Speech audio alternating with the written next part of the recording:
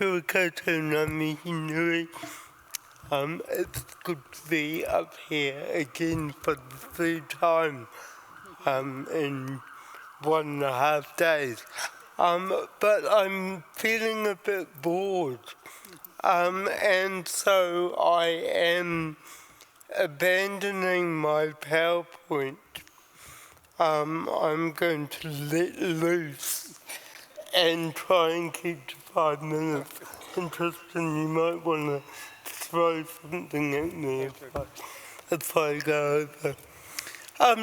I've been noticing over the last day that we've heard a lot about Māori-led services, Pacific-led services, even rainbow-led services. And even though we are talking about person-directed support, I think what is not being said is that the leadership challenge for the future of this is that the actual system that provides that support is led by people who use that support. I think there is a danger that we're going to go down the enabling good lives pathway, but still end up with a system that is run by people that don't know what it is to have lived experience of access needs. And even if they do, they may not actually need the support that they are providing. And it's very different to have an access need and run an organisation where you're able to do that without support, compared to having to use support as well as provide that support.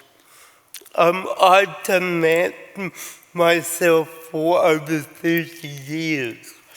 I used to be an entertainer.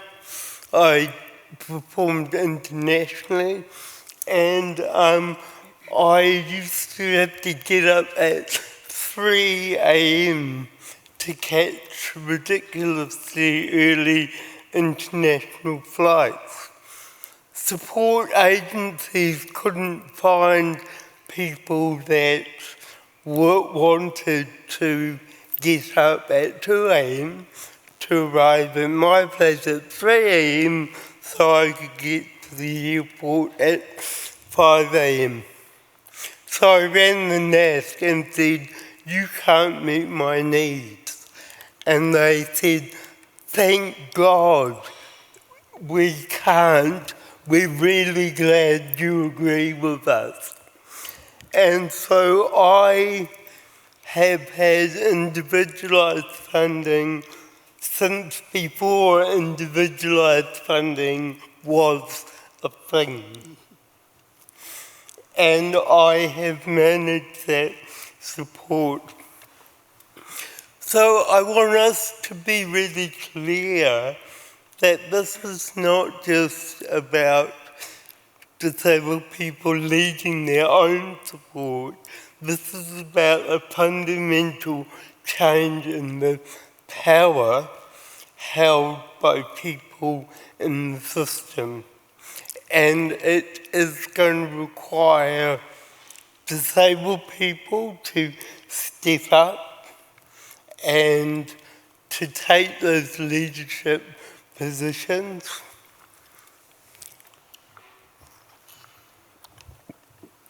And it's going to take non-disabled people to have the humility to step down.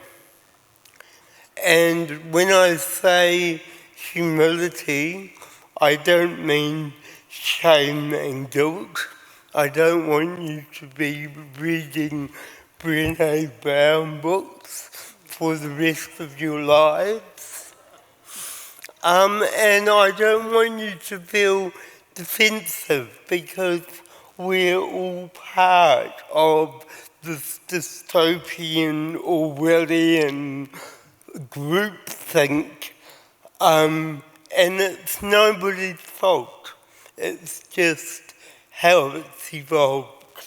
And we have a choice to devolve and re-evolve it in a different way. Just really quickly, I'd like to just make note of a few things. I want to talk about needs assessment. I don't need needs assessment. I'm 52 years old. I know what I need. The system needs assessment. It's not a service. It's imposed on people.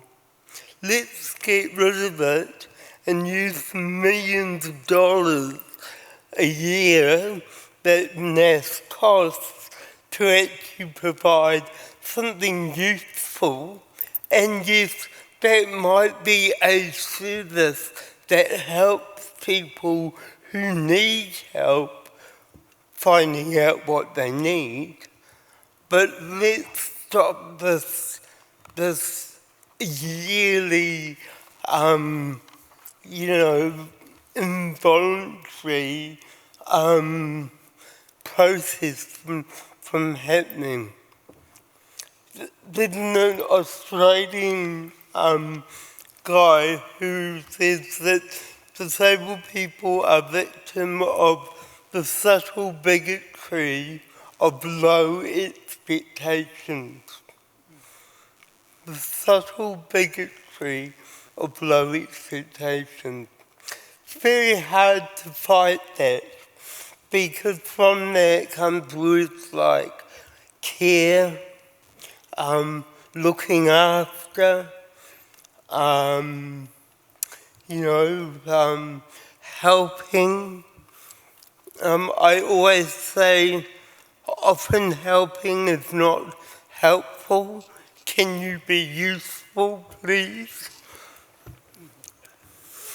Finally, we need to look at what is the leadership that we need into the future to make this change. Margaret Wheatley talks about the notion of generosity in leadership. And when we think about what we've got now, we live very much in a world of scarcity. There's never enough. How do we move into generosity and a culture of abundance? How do we invite people to the table? And whose table is it? And who is doing the inviting? And if you're not invited, how do you respond to that? If you're used to inviting people and other people don't invite you, what does that mean? Finally, Peter Block says the answer to how is yes. That the question how reveals our doubt about what matters. And what we need to be thinking about is what matters and saying yes to making that happen. Finally, just a few values from Peter Block around leadership. Love. How much do we talk about love? collaboration, faith in the Supreme Being, which goes beyond religion and church, creativity, integrity, commitment, holding oneself committed, not holding somebody else committed and accountable, but holding that commitment and accountability for what we do. Thanks very much, Shura.